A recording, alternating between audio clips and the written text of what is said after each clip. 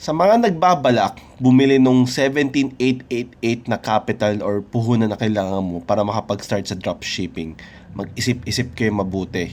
Ito isipin nyo, sa dami-dami nilang ni-recruit na tao na magkakaroon sila ng sariling dropshipping website kung saan yung mga products na binibenta nila ay pare-parehas lang sa mga inaalok nila sa iba na magkakaroon din sila ng sariling dropshipping website.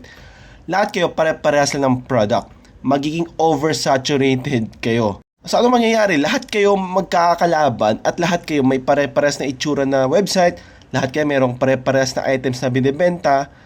Isipin nyo ano mangyayari doon. And as time goes by, every time, every day, nag-recruit sila, padabi ng padabi ang mga kalaban mo. Tandaan mo, nagre-recruit sila ng magiging kalaban mo at tong mga nagre-recruit, kumikita sila every time na nagre-recruit sila. So sabihin mo sa akin na meron silang pake sa inyo.